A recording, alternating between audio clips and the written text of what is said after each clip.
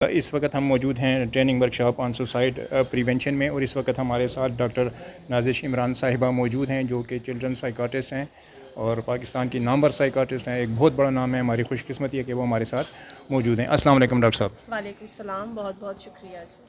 اچھا، سب سے پہلے تو مجھے یہ بتائیے گا کہ بچوں کے جو سائیکاٹرسٹ ہیں وہ اتنے زیادہ کم کیوں ہیں پاکستان میں؟ دیکھیے، ایک تو سکائٹرسٹ ہی بہت زیادہ کم ہے. اگر ہم بات کریں جتنی ہماری پاپولیشن ہے اس لحاظ سے سکائٹرسٹ یا مینٹل ہیلتھ پروفیشنلس ہی بہت کم ہیں.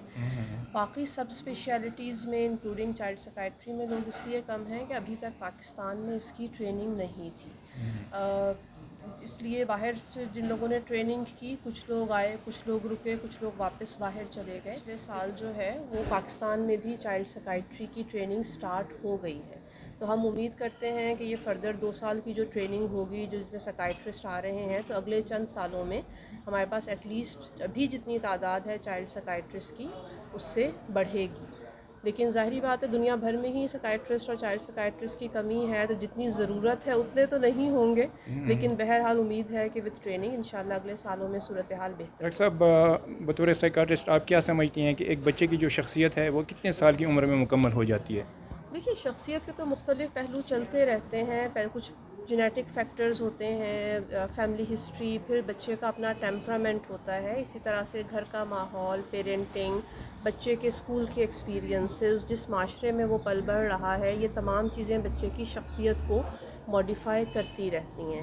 لیکن شروع کے جو ارلی ایئرز ہیں ان کا بہت زیادہ امپورٹنٹ رول ہے کہ اگر بچوں کی جو ایڈلٹ کے طور پہ شخصیت بنتی ہے، اگر ہم بچپن کے شروع کے چند سالوں پہ زیادہ فوکس کریں اور بچے کے کوئی ایڈورس لائف ایونٹس نہ ہوں، بچے کو ایک پازیٹیو اسکول انوائرمنٹ ملے، پازیٹیو ہوم انوائرمنٹ ملے، تو اس سے بچے کی شخصیت، اس کی ریزیلینس، اس کی کوپنگ میتھڈس جو ہیں بہت بہتر ہوتے ہیں، جو کہ ایڈلٹہڈ میں سائیکیاٹرک پرابلمس کو، برڈن کو کم کرنے میں بہت مددگار ثابت ہوتے ہیں.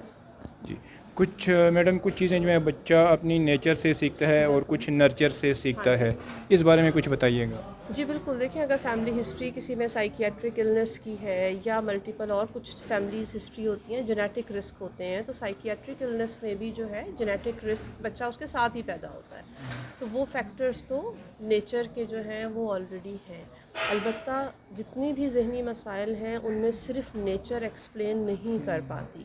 تو اسی لیے جو نرچر کا رول ہے، جس میں پیرنٹس کا بہت زیادہ امپورٹنٹ رول آ جاتا ہے ارلی چائلڈہڈ میں، اٹیچمنٹ بچے کی مدر کے ساتھ، ارلی لائف کے ایکسپیرینسز، گھر کا ماحول، اسی طرح سے اسکول میں جو بچے کے ایکسپیرینسز ہو رہے ہیں، معاشرے میں جو صورتحال، چاہے وہ ایڈکشن ہے، چاہے وہ ابیوز ہے، چاہے وہ بلنگ ہے اسکولز میں، یہ تمام نرچر کی چیزیں آ جاتی ہیں جو کہ بچے کو نیچر، تو جتنے بھی ذہنی مسائل ہیں ان میں نیچر ایک آلریڈی ولنریبلٹی بڑھا سکتی ہے، لیکن نرچر اس کا بہت امپورٹنٹ رول آ جاتا ہے کہ کس کو سائیکیاٹرک مسئلے ہونے کا رسک بڑھے گا اور کون زیادہ بہتر طریقے سے کوپ کر سکے گا.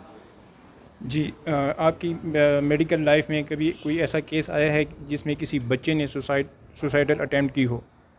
جی انفارچونیٹلی بہت زیادہ اس طرح کی سیناریوز میں، زیادہ تر تو مطلب ہے وہ پیشنٹ جو سوسائڈ ہو گئی تھی اور پھر ان کے بہن بھائی یا فیملی ممبرس پریزنٹ کرتے ہیں. لیکن اب لاسٹ فیو ایئرس میں اویئرنیس بھی بڑھ رہی ہے، تو سوسائڈ کے اٹیمپٹ کے ساتھ جو ہے وہ بہت سے بچے پریزنٹ کرتے ہیں ہاسپٹل سیٹنگ میں بھی، کلینکل سیٹنگ میں بھی، جنہوں نے اٹیمپٹ کرنے کی کوشش کی، کامیاب نہیں ہوئے، اور فیملیز پھر ہیلپ کے لیے لے کے آتی ہیں. تو اس میں صرف ایک بچہ ہی نہیں ڈسٹرب ہوتا، پوری فیملی ہی افیکٹ ہوتی ہے، اور اس لیے پوری فیملی کے ساتھ ہی کام کرنا پڑتا ہے کہ اس کو کس طرح سے فیوچر میں اس کے رسک کو کم کیا جا سکے. جی، بچوں میں جو اٹینشن ڈیفیسٹ ہے وہ کافی دیکھا گیا کہ بڑھ رہا ہے. جی کیا جی وجوہات ہو سکتی ہیں؟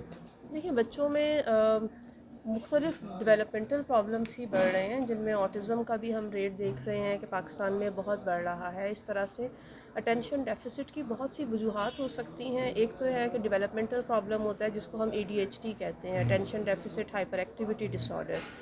وہ ایک بائیولوجیکل ریزن ہے، نیورو ڈیولپمنٹ کا پرابلم ہے، تو ایک تو وہ چیز بڑھ رہی ہے. لیکن ہم اٹینشن ڈیفیسٹ کی بات کریں تو اکثر بچے جو بہت اینشیس ہوتے ہیں وہ بھی توجہ اس طرح سے نہیں کر پاتے. اسی طرح سے کئی بچے جب ڈپریشن میں ہوتے ہیں تو ان کی توجہ دینے کی صلاحیت بھی افیکٹ ہو سکتی ہے. تو ایک تو ADHD ہے اور ایک جنرل اٹینشن نہ ہونا، جس کے پیچھے بہت سی وجوہات ہو سکتی ہیں جو ہمیں ڈیٹیل سے اسیس کرنا پڑتا ہے. ایک اور فیکٹر جو اب ہم بہت دیکھ رہے ہیں کہ بہت زیادہ بچے، کیونکہ گیجٹس کا استعمال بہت زیادہ بڑھ رہا ہے، تو بہت زیادہ گیجٹس کے استعمال سے بہت سی ریسرچ شو کرتی ہے کہ بڑوں میں بھی، اور خاص طور پہ بچے جو بہت زیادہ گیجٹس کا استعمال کر رہے ہوتے ہیں یا بہت زیادہ ٹائم ایسی چیزوں میں انوالو ہوتے ہیں جس میں بار بار بہت کوئک چینجز ہو رہی ہوتی ہیں، ان کی ability to pay attention longer duration of time یا ان کی کنسنٹریشن نیگیٹیولی افیکٹ ہوتی ہے. تو یہ چیز بھی بہت زیادہ کنٹریبیوٹ کر رہی ہے آج کل کی جنریشن میں کہ بہت زیادہ دیر تک چیزوں پہ فوکس کرنا ان کا اتنا بہتر نہیں ہوتا. اچھا میڈم، یہ بات ہے کہ ایک بچہ جو کچھ دیکھتا ہے وہی سیکھتا ہے. اگر وہ والدین کے ہاتھ میں کتاب دیکھے گا تو کتاب پکڑے گا، اگر موبائل دیکھے گا تو ظاہر ہے وہ موبائل دیکھے گا. تو موبائل کا استعمال بہت زیادہ مطلب یہ کہ بڑھ رہا ہے، اور جیسا کہ آپ نے کہا کہ اس میں ایک ریپڈ چینجز ہوتی رہتی ہیں، تو اس سے اس کی مینٹل جو کنڈیشن ہے اس پہ کیا ایفیکٹ پڑتا ہے؟ دیکھیں، موبائلس یا گیجٹس کا استعمال ہر چیز بیلنس میں بہت اچھا ہوتی ہے. ایک تو یہ کہ پیرنٹس یا فیملی ممبرس رول ماڈل ہوتے ہیں بچے کے لیے. جس طرح سے آپ نے کہا کہ بچے جو آس پاس کے ماحول میں دیکھتے ہیں اس سے بہت انفلوئنس ہوتے ہیں. تو اگر پیرنٹس ہی بہت زیادہ ٹائم ٹی وی اور موبائلس پہ 24 گھنٹے گزار رہے ہیں اور پھر بچے کو منع کریں گے تو جنرلی ایسا ہو نہیں پاتا. اسی کی وجہ سے پھر گیجٹس کا استعمال ایک بیلنس میں بہت اچھی چیز ہے. بچے لرن بھی کرتے ہیں، بچے اس میں انگیج بھی ہوتے ہیں. اس کو اسکول، کالجز، پڑھائی میں بھی بہت اچھی طرح سے استعمال کیا جا سکتا ہے، لیکن بیلنس بہت زیادہ ضروری ہے. ہر ایج کے لحاظ سے ڈفرینٹ ایج لمٹس ہیں جو کہ ورلڈ ہیلتھ آرگنائزیشن کی طرف سے بھی ہیں کہ 18 مہینے سے پہلے تو بچے کو جو ہے وہ 1 منٹ بھی موبائل یا اس کا استعمال نہیں ہونا چاہیے. اسی طرح سے تھوڑے سے بڑے بچے ہوں، ایز لانگ ایز لمٹس میں رہے. بچہ کیا دیکھ رہا ہے، کانٹینٹ پہ پیرنٹس نظر رکھیں، خود مانیٹر کریں، کیونکہ بچے بہت ولنریبل ہوتے ہیں. اگر وہ بہت زیادہ وائلنس دیکھ رہے ہیں موبائل پہ، یوٹیوب پہ، تو وہ اپنی ریئل لائف میں بھی ان کو اتنی سمجھ تو نہیں ہوتی، وہ ایکٹ آؤٹ کرنے کی کوشش کر سکتے ہیں، نقصان پہنچا سکتے ہیں. اسی طرح سے ان اپروپریٹ چیزیں اگر وہ دیکھ رہے ہیں جو کہ خود ابھی میچیور نہیں ہیں، اور یہ چیز ہم بہت زیادہ دیکھ رہے ہیں کہ سائبر بلینگ بہت زیادہ اب اسکولز میں کامن ہو رہی ہے. ان اپروپریٹ کنٹینٹ کا ایکسپوجر بچوں میں بہت بڑھ رہا ہے، جس کی وجہ سے بلیک میلنگ، سوسائڈل اٹیمپٹس وغیرہ بھی، وائلنٹ گیم سے ریلیٹڈ ایگریشن بچوں میں بہت زیادہ.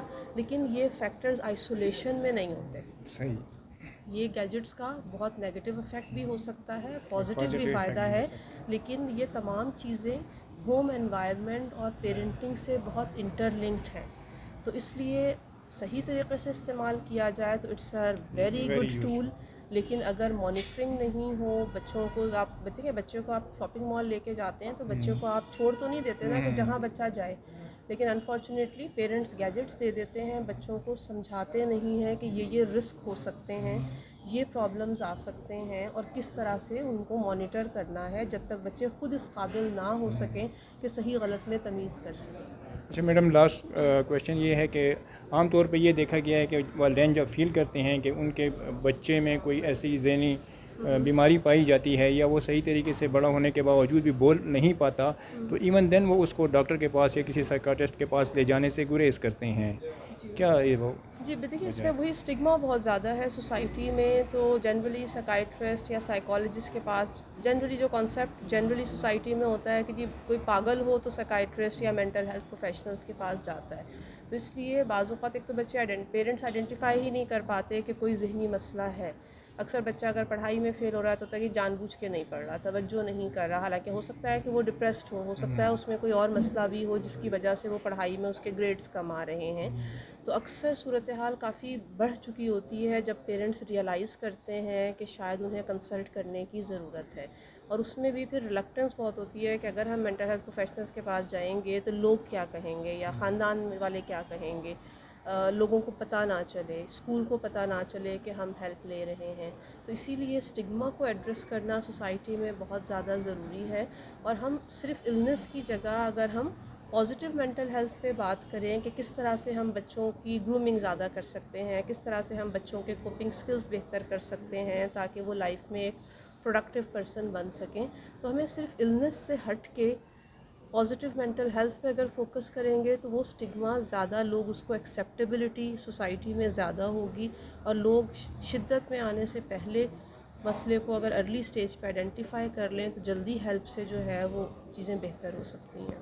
بہت شکریہ جی، اور یہی ڈاکٹر صاحبہ کا پیغام تھا کہ اگر آپ کے بچے میں کوئی ایسا مسئلہ ہوتا ہے تو آپ کسی چیز سے خوفزدہ نہ ہو، نہ گھبرائیں، بلکہ اس کو فوراً سے پہلے ڈاکٹر کے پاس لے جائیں۔ Thank you very much doctor صاحب فار بینگ ود اس۔ شکریہ بہت۔